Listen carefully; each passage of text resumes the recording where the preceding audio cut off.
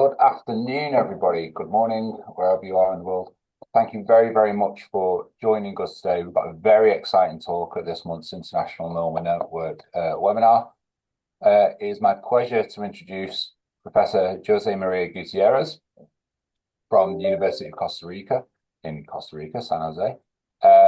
So Professor Gutierrez has a very long history in snakebite envenoming, and he is known as the diplomat to his friends because of his skill in basically developing policy for snakebite envenoming and engaging communities to work for the greater good.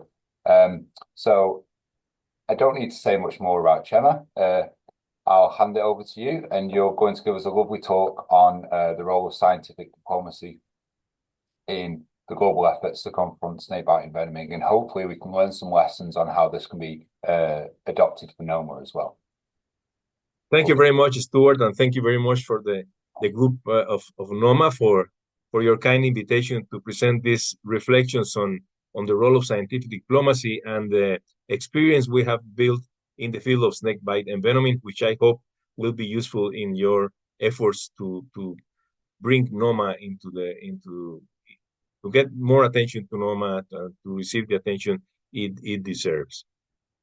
So let me start by saying, and this is probably known by you, that snakebite envenoming is a global public health problem of high impact, particularly in the global south, in Asia, Sub-Saharan Africa, and Latin America. It has been estimated that between 1.8 and 2.7 million people suffer envenomings every year, and about 100,000 people die. It is also estimated that about 400,000 people survive, but are left with permanent disabilities, physical or psychological disabilities. Probably these numbers are much, much higher because the official records in the Ministries of Health are rather incomplete.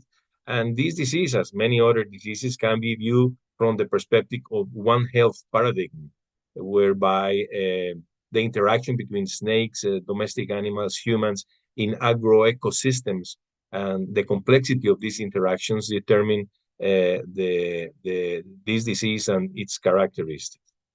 So in Costa Rica, we have had a long tradition in the study of this problem and in the search for solutions for this problem. And this has helped us to bring our experience not only to solve the problem in Costa Rica, but also to contribute to this problem in other parts of the world. The studies of snakes and snake bites and antivenoms in Costa Rica started early in the 20th century by these scientists, our most important scientist, Clodomiro Picado, who characterized the snakes, the venoms, and who introduced the use of antivenoms in Costa Rica, antivenoms that at those times were manufactured in Brazil. As a consequence of these initial efforts and developments, the government and the University of Costa Rica decided to create an institute devoted to the study of snake venoms and the production of antivenoms. This institute is called Instituto Clodomiro Picado, where I worked for over 45 years. And this is the group the first group of workers of Instituto Clodomiro Picado, which was created in 1970. Initially, it belonged to the Ministry of Health, but then in 1972, it was transferred to the University of Costa Rica. And it was a very good move because in addition to antivenom production, the Institute has been devoted to research, scientific and technological research, teaching, and extension programs. So the Institute has grown over these decades and is a very consolidated research and production center. In parallel with the development of the Institute, our country has strengthened the public health system as a whole. We have a very good social security system, which has universal coverage in the country, and the Ministry of Health, which is the leading institution in the planification of health. So the development of our institute was hand in hand with the consolidation of our public health system. So, for example, in Costa Rica, we have antivenoms at every level of the public health system, primary, secondary, and tertiary levels. We have a very well-trained group of physicians and nurses for handling this problem. And these developments has contributed to the fact that Costa Rica has a very low mortality and very low incidence of sequela as a consequence of snake bites. So on the basis of these national efforts initially carried out in Costa Rica in the decade of 1970, 1980, our institute was devoted to expand its contribution to other countries. So in the decades of 1990, we started exporting antivenoms to Central America, and then we have expanded this area of influence to South America and to Sub-Saharan Africa, as I will mention. One important development in the decade of 2000 was the creation of a network of public antivenom manufacturing laboratories in Latin America. This network was initially supported by the program CTED, by the Organization of American States as well, and brought together many laboratories that manufacture and control antivenoms in Mexico, Colombia, Venezuela, Ecuador, Peru, Bolivia, Costa Rica, Argentina, and Brazil. And this collective group has been very useful for exchanging information, for exchanging technical capacities, for development, collaborative research, and so on. So this initiative, this regional cooperative initiative, was consolidated in the year 2018 when after the issue of the global strategy in parallel with the issue of the global strategy by the WHO to prevent and control snakebite envenoming, the Pan American Health Organization, which is the regional office of the World Health Organization in Latin America, the Pan American Health Organization took the coordination of these regional efforts in Latin America through its office PANAFTOSA, which is a dependency of the Pan American Health Organization.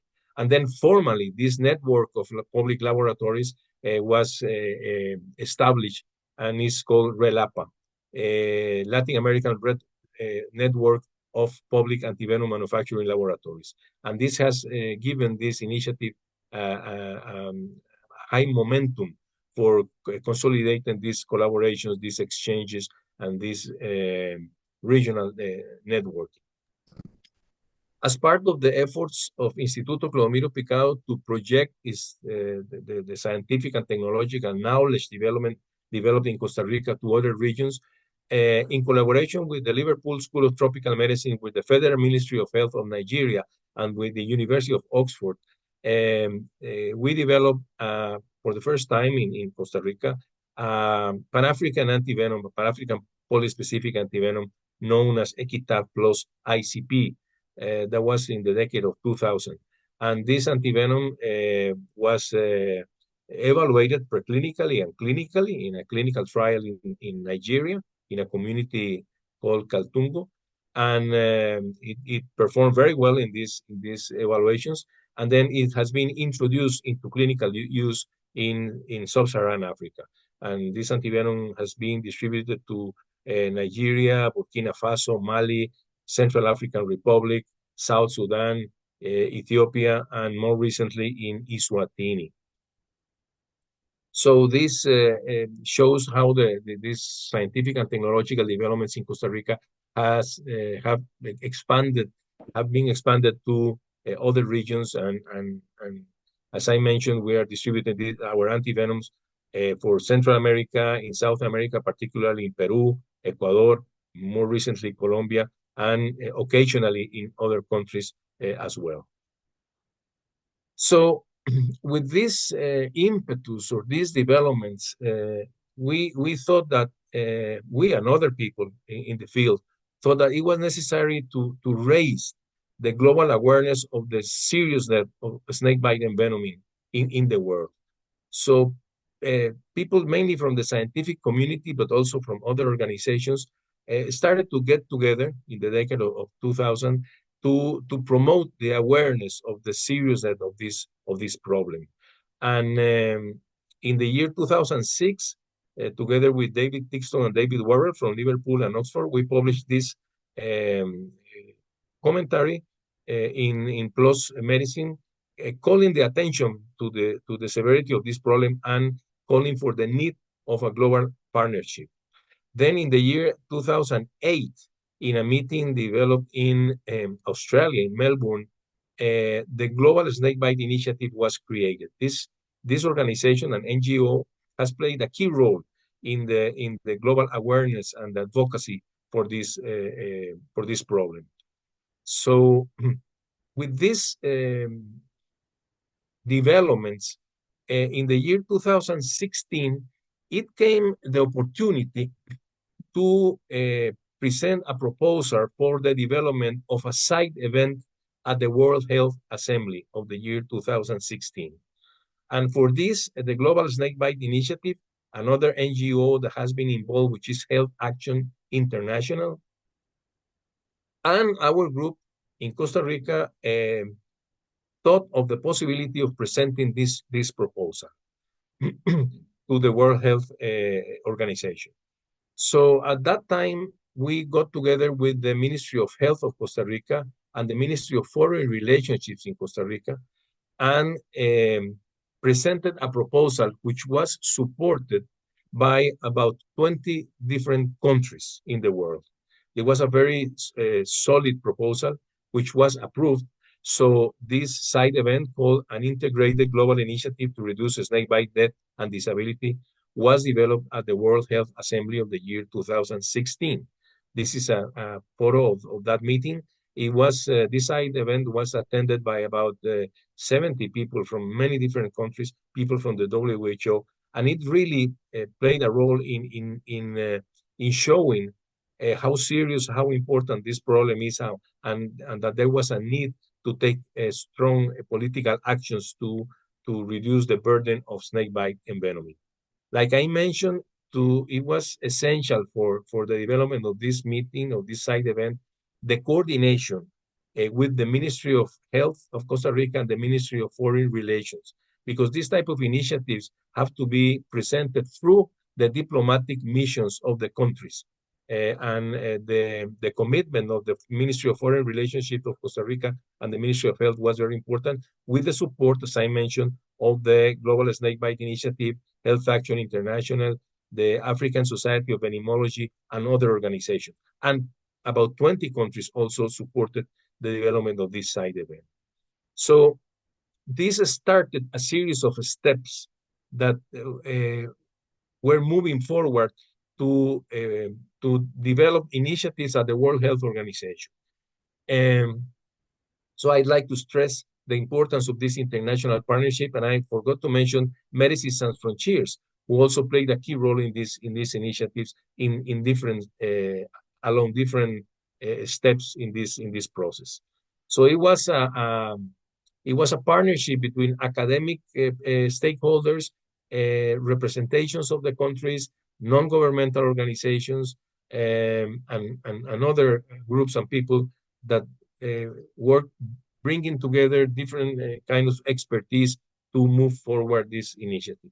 The next step was to propose to the World Health Organization the inclusion of snakebite envenoming as a neglected tropical disease in the official list of neglected tropical diseases of snakebite envenoming.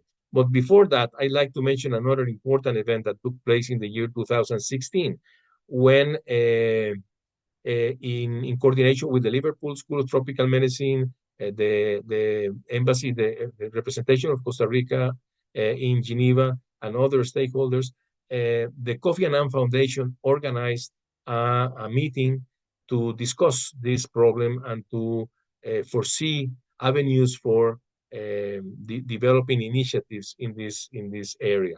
And Kofi Annan was present. He was highly committed to contribute to this problem, and he mentioned in this occasion and in several occasions in different media that snakebite was the biggest health crisis you have ever heard of. So the support of Kofi Annan and his foundation was very instrumental in these developments. So as I mentioned, the next step we decided was important to take was to prepare a dossier for recommending the adoption of a snakebite as in the list of neglected tropical diseases in the World Health Organization. This dossier was elaborated with the contribution of scientists, of academic people, of people from the Global Snakebite Initiative, from Health Action International, Medicines Sans Frontiers, and other stakeholders. And we managed to prepare a very robust, a very solid document arguing for the need to incorporate snakebite envenoming into the list of neglected tropical diseases. This was analyzed by the Strategic and Technical Advisory Group on Neglected Tropical Diseases, and eventually this was approved by the Director General of the World Health Organization at that time, Dr. Margaret Chan. I am showing here a section of the letter that where Margaret Chan informed our ambassador, Elaine White Gomez in Geneva, that Dr. Chan was pleased to inform that I have endorsed, she has endorsed the recommendation for including snakebite in the list of neglected tropical diseases. This was a very important step because it called the attention of many groups and many people, the media around the world, on the relevance of this problem, and really helped in moving forward this agenda in the international arena. Then, taking this step, we discussed which would be the next step in this line of action. And well, here is the list of neglected tropical diseases before NOMA was accepted, showing that snakebite envenoming is within this list.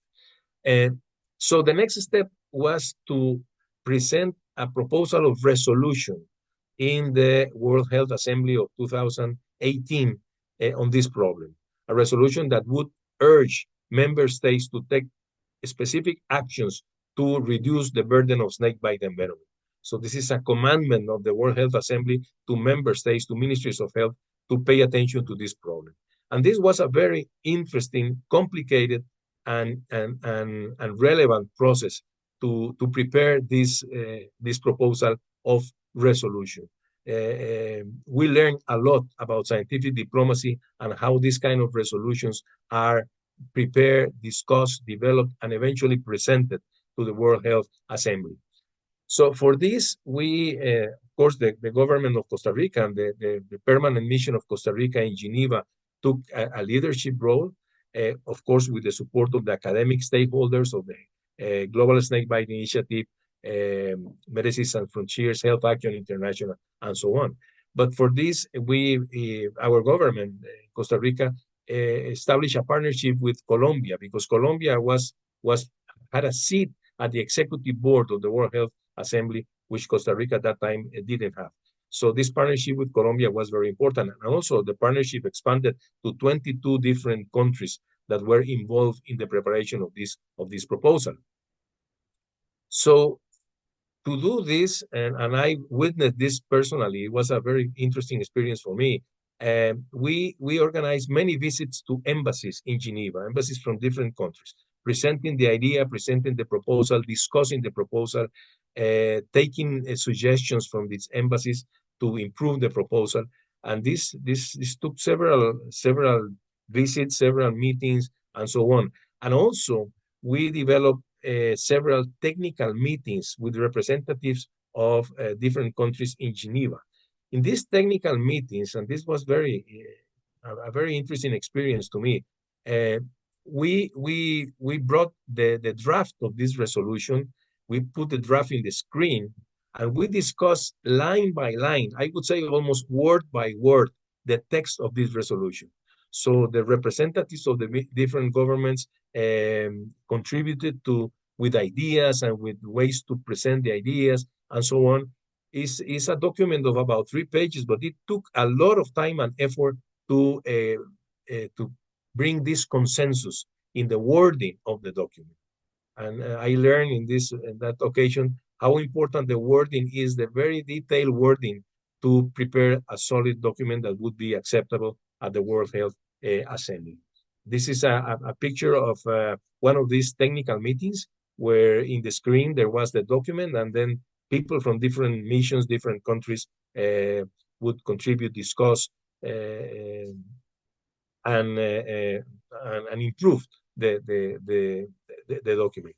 In the picture of the right, I'm showing the two people that were very, very important in these developments. Dr. David Williams, who was the chair of the Global Snakebite Initiative. Now he's leading the program of snakebite and envenoming in the World Health Organization. And Bernadette Abela Ryder, who is in charge of the neglected tropical disease department and in the WHO, and also was very instrumental in the promotion of this resolution.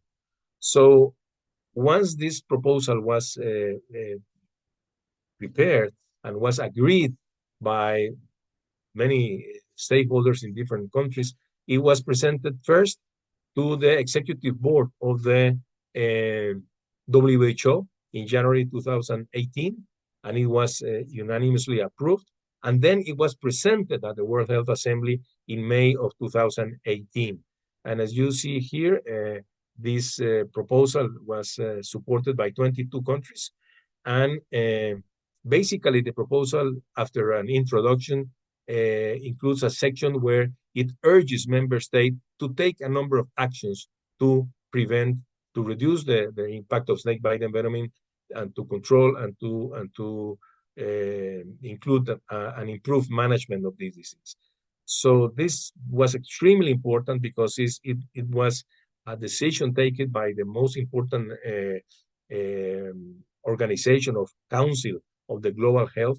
And after this proposal was approved, then many actions started to be taken in different countries and different regions, because this is a mandate of the World Health Assembly. I'd like to present anecdotically a couple of photographs which mean a lot to me at this assembly. Here I am with Gaudi Calvo and our ambassador Elaine White at the World Health Assembly. And Ambassador White was generous enough to allow me to present this proposal in the assembly, which was, of course, a great honor for me. So the proposal was unanimously approved, and this was, as I mentioned, a very important step to make governments aware of the relevance of this problem and to take specific actions which have been taken since then. Then, as a following step of the approval of this resolution, the WHO integrated a committee of experts who, which was coordinated by Dr. David Williams, Dr. Abdul Faiz from Bangladesh, to prepare for the first time in history a global strategy for the prevention and control of snakebite envenoming. This strategy was issued in this document, and it was issued in the year 2019, and has been the guide for the actions taken in different countries and continents.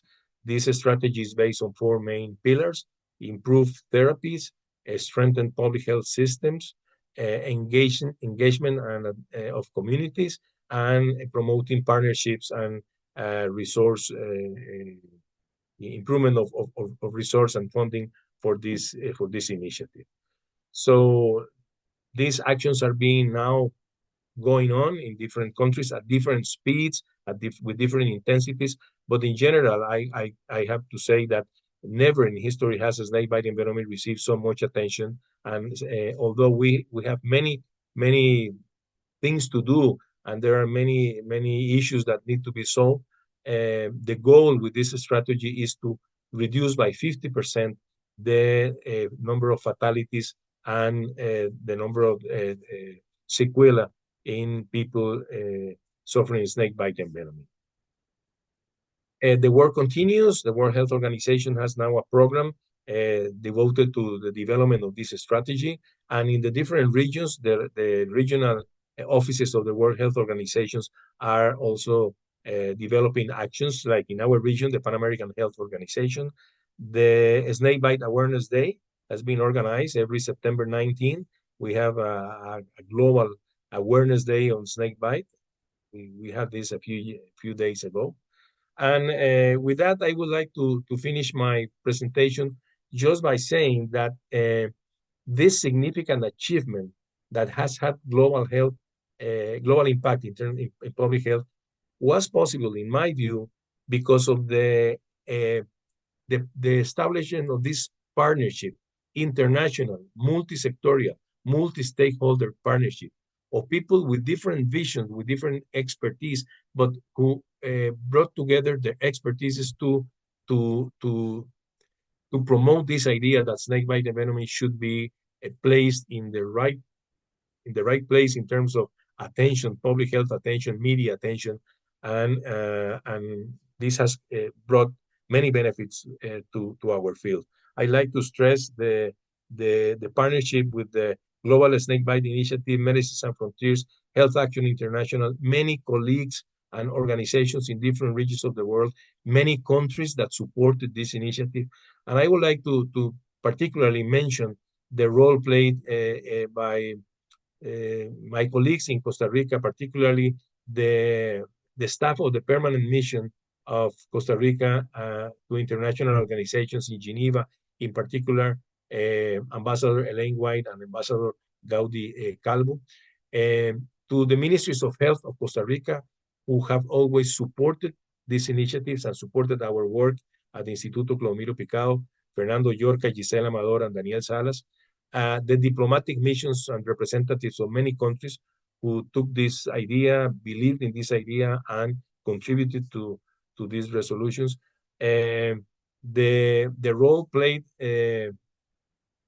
also by the person in charge of international affairs in Costa Rica, in the Ministry of Health, Adriana Salazar, and of course, the role played by Instituto Clodomiro Picado, providing technical and scientific support and advice to all these initiatives.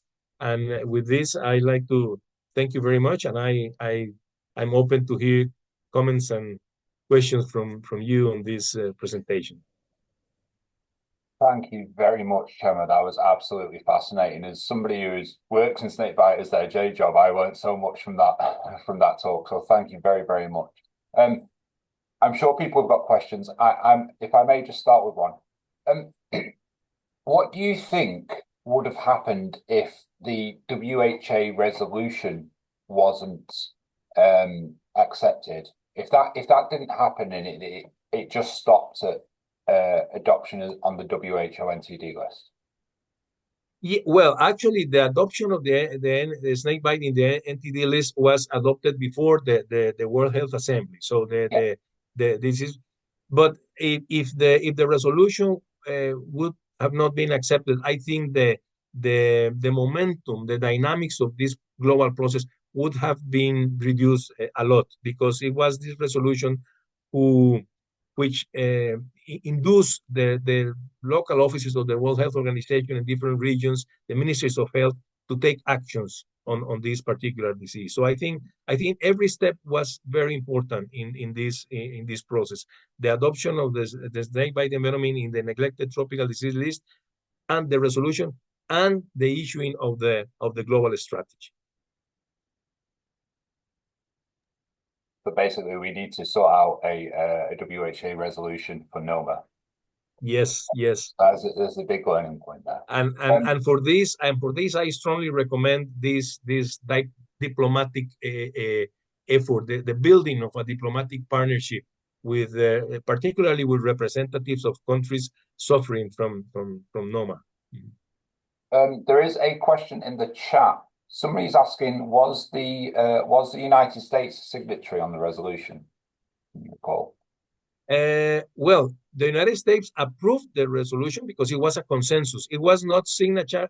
It was not within the list of the 22 countries who promoted the resolution. Okay. Dr. Bala, I believe you have a question. Thank you very much for this wonderful presentation. I just want to you to just make some recommendation. What are your messages to the stakeholders, and including the WHO, with your experience in snake bite? What are your recommendations? What are the things you think that the NOMA should learn from the resolutions? Just yeah. as a summary. Mm-hmm. My recommendation would be to build a strong partnership between stakeholders of many different types. So it is very important to bring together, of course, scientists, but also to bring people of the ministries of health of different countries, and to bring diplomatic missions of the countries, so that the ministries of health in the countries and the ministries of foreign affairs work together, and to bring also stakeholders from the civil society, from non-governmental organizations, from people, labor organizations, community organizations, and so on, public health organizations. So my recommendation would be to build a partnership as diverse as possible, incorporating people from many perspectives. But to be able to promote a resolution like this one in the WHO, it is very necessary to bring into this group diplomatic missions, because the diplomatic missions are the one that propose initiatives to the World Health Assembly in Geneva. So my recommendation would be to bring together people from different perspectives, different stakeholders, different areas, including, of course, academic people, but also political people, NGOs, diplomatic missions, and so on, to bring together to generate a consensus and to move forward proposals.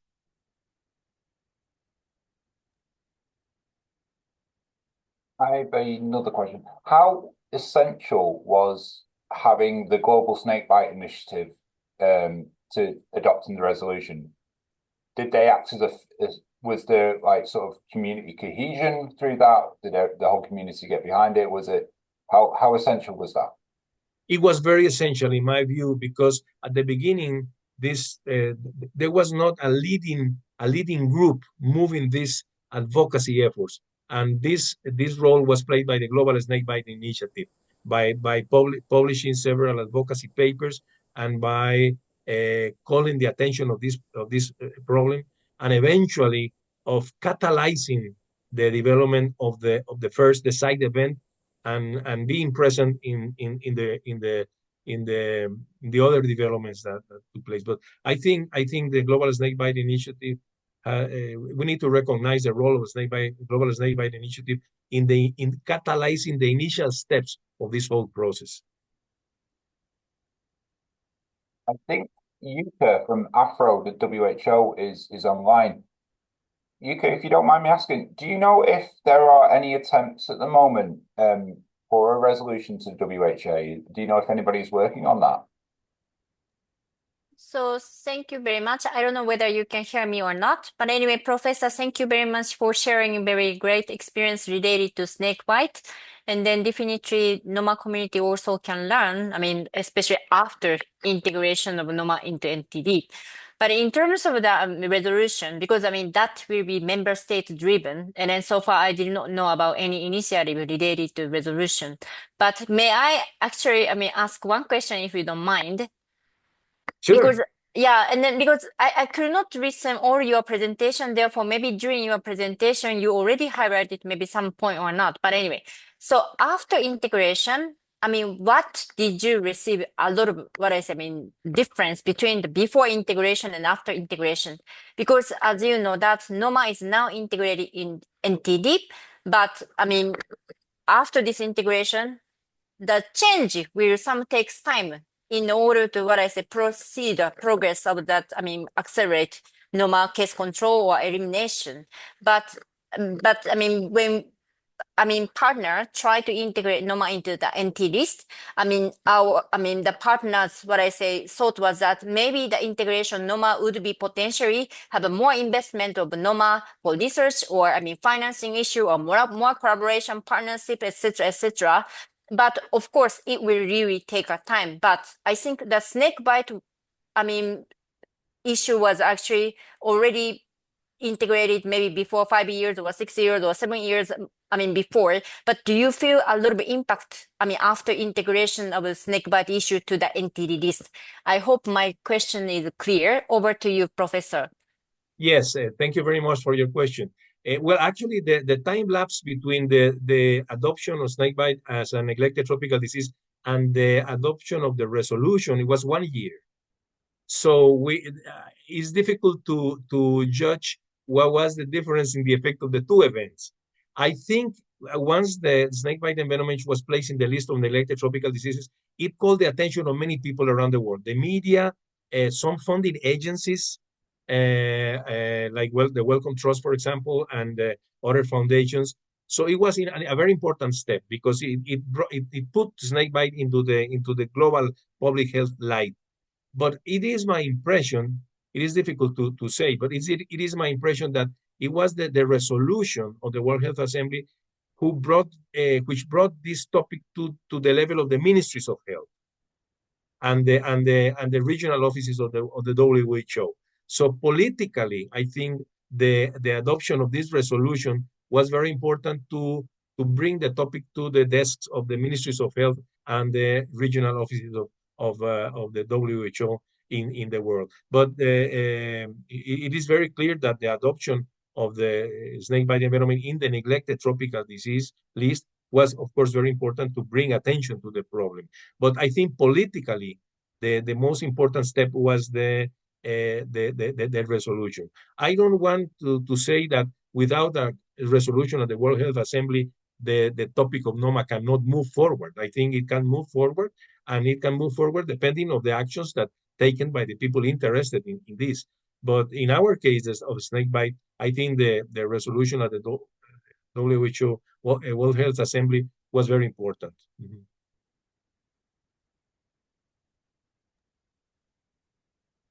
Thank you very much, Gemma. One more. So I think that this resolution story has sparked a lot of interest.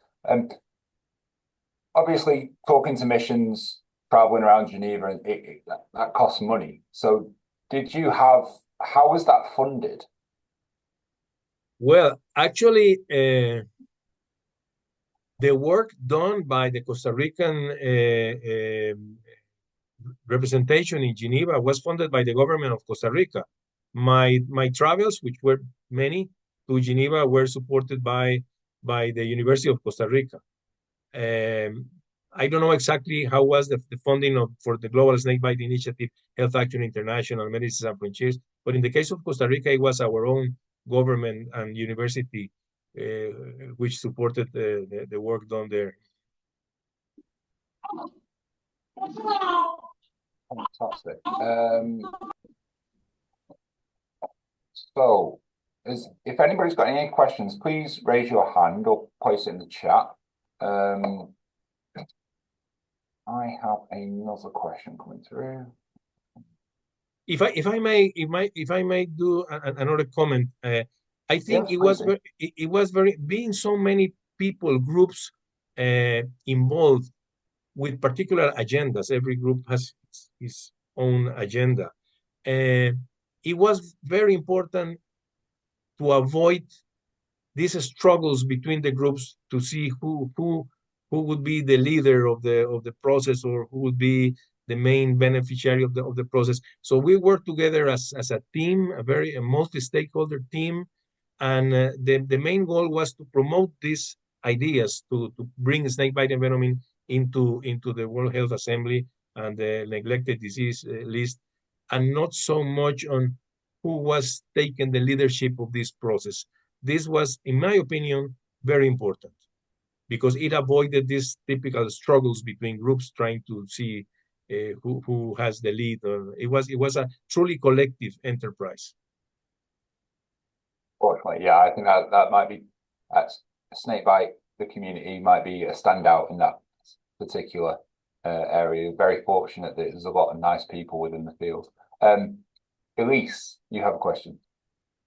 Thanks. It was actually linked to the point you just raised, and I was wondering if you had any ideas for how our network, could bring groups together, or for how we could move things forward. For NOMA. Well, I think one recommendation I have is to get together to health authorities in the countries, and to convince ministries of health of the relevance of NOMA the relevance of taking actions for Noma. Once this consensus of public health authorities is built, then the next step, in my opinion, would be to get together with the ministries of foreign affairs, because these are the protagonists that can bring actions at the level of the World Health Organization.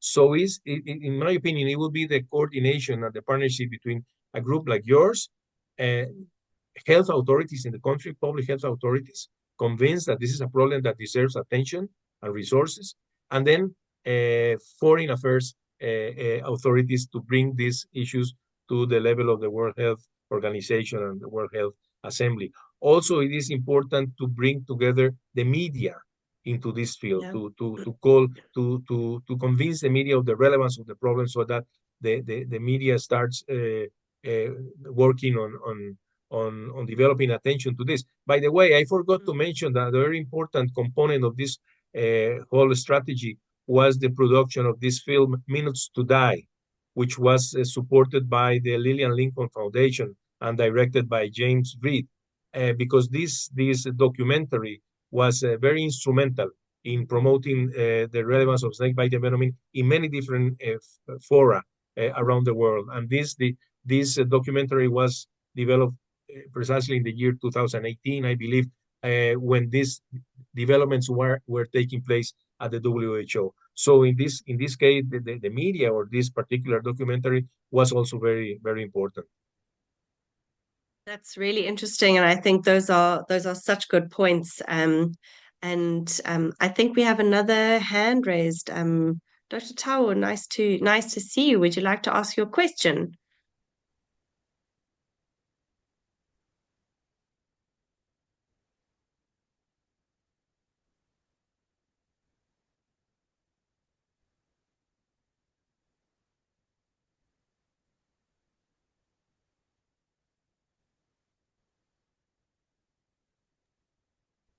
Yeah.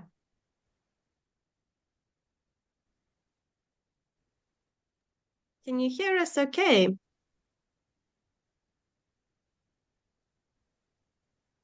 We're not able to hear you yet. Thank you very much. Quite an interesting presentation by Prof. I'm really excited with how the strategies that they use in making snakebite a global. Hello, can you hear me? Yes, yes.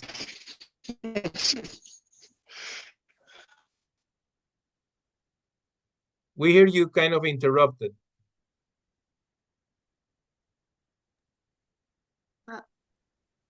So I think you might have dropped off the call.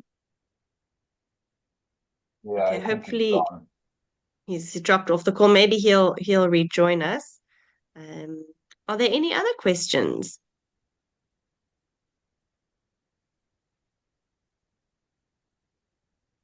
If I may insist in one point, I really recommend you. Of course, there are many lines of action that you need to develop, starting with research in the field, convincing authorities of the relevance of the problem. But I think that the collaboration with ministries of health in the countries where Noma has high incidence is very important to develop local problems for attending Noma, to raising issues to be tackled by research initiatives, and also to start promoting the relationship between the ministries of health and the ministries of foreign relations. But I think the connection with the ministries of health, the stimulus to the development of local programs for Noma in the countries I think is extremely important.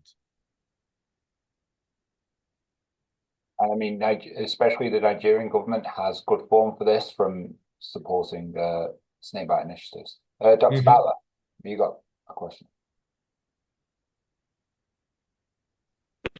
Yeah, it's Prof. Tao that is here with me. He wants to speak. Okay. Okay, sorry, I think the network was. Thank you for having me on. It has been a splendid lectures from Prof, and we thoroughly enjoyed. And we are happy to benefit from many of the strategies he has profiled.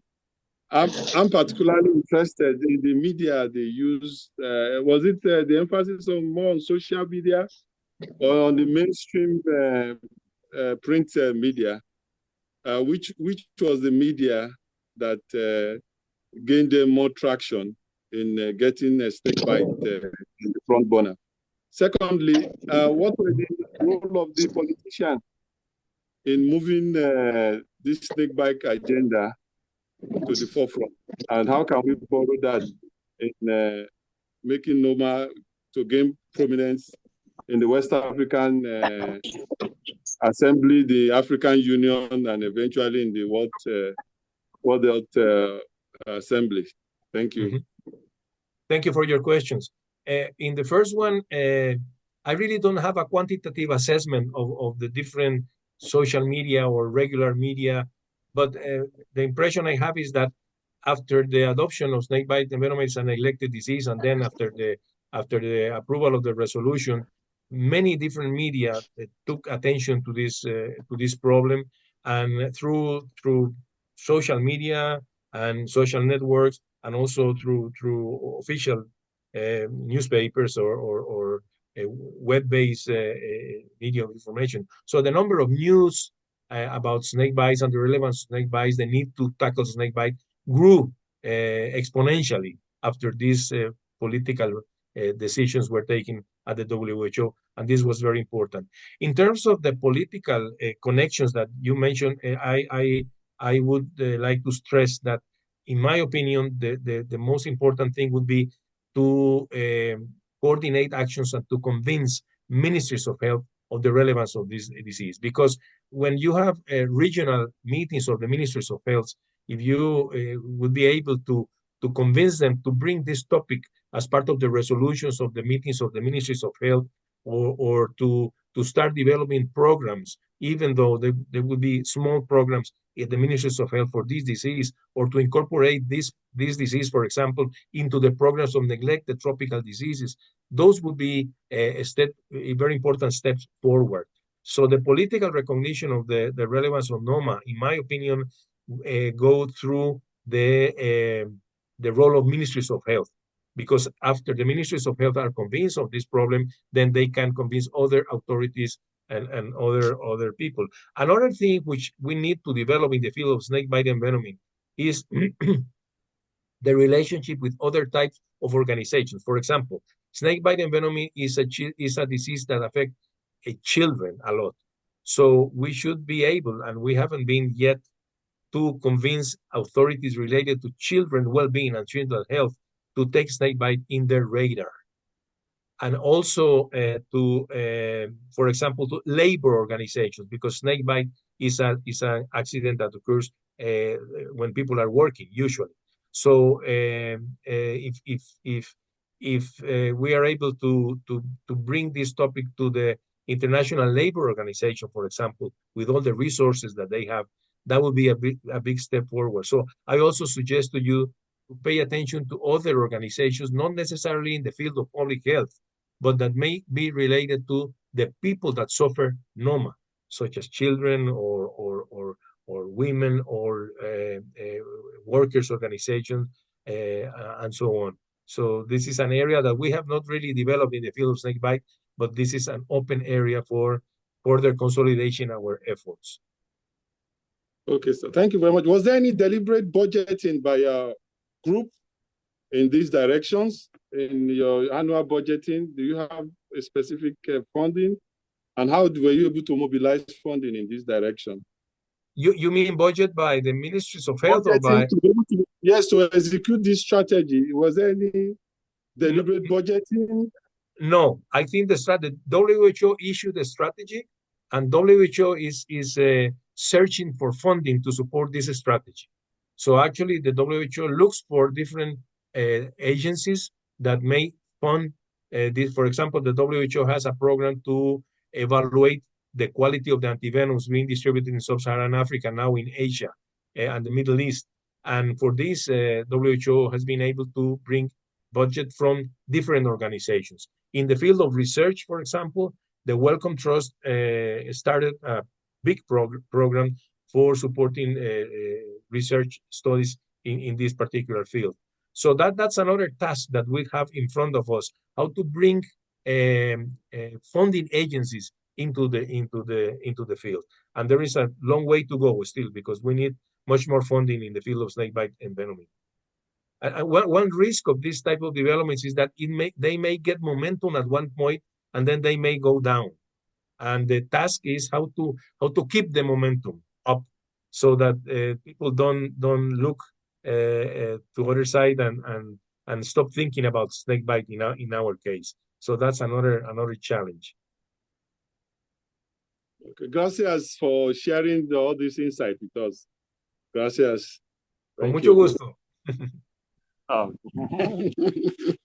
Thank you so much for that.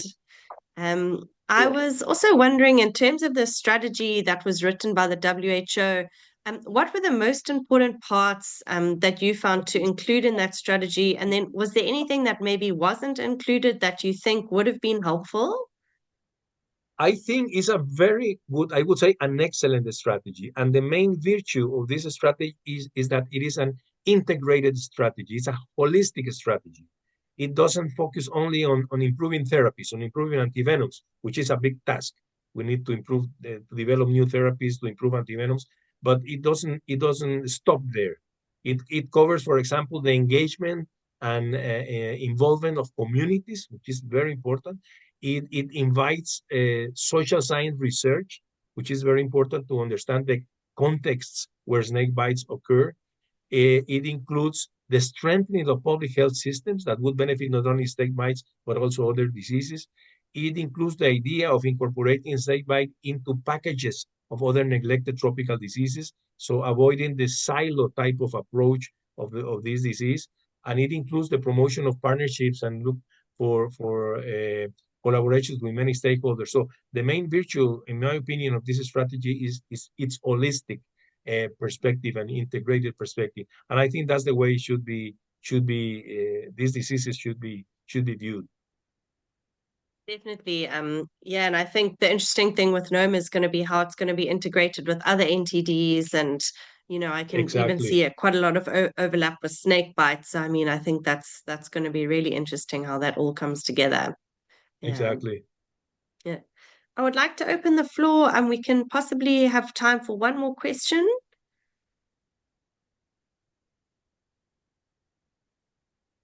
If there are, okay, I'm not sure, but if you do have any other questions, you can also email them over to us. So please do. And we also, just before we say our farewells, we had one internal announcement. We are very, very pleased to welcome Dr. Bala officially to our International Noma Network committee.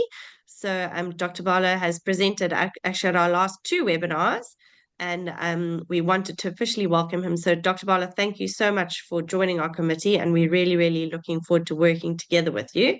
So thank you for that. You're welcome. And yeah, no problem. You're welcome. Thank you. And then I'll let Stu just finish off if you want to. Yeah, but thank you so much from my side for joining. Prof, it was really, really interesting.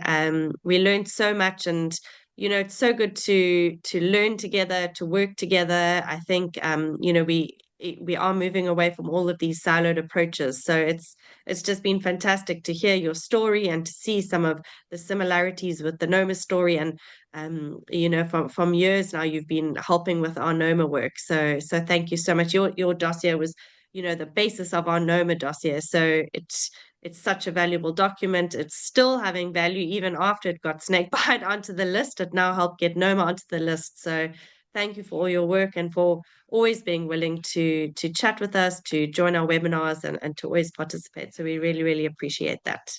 Thank you. Thank you. Thank you very much to you. I'm really honored to have been invited to this activity. I congratulate you for achieving the inclusion of Noma into the list of neglected diseases. And I wish you very great success in your next steps in the work with Noma. If I could be of any further help in the future, please count on me. Thank you so much. Thank you very much, Professor Gutierrez. And I don't have anything else to add. I mean, that was an absolute masterclass in how to approach this diplomatically. So thank you very, very much. And I just echo Elise's words there. So with that, I think we will draw to a close. I hope everybody has a lovely rest of the day or nice evening, and we will see you at the next seminar next month. Thank you very much, everybody. Goodbye. Thank you. Goodbye. Thank you. Bye. Adiós. Goodbye. Thank you. Hasta luego.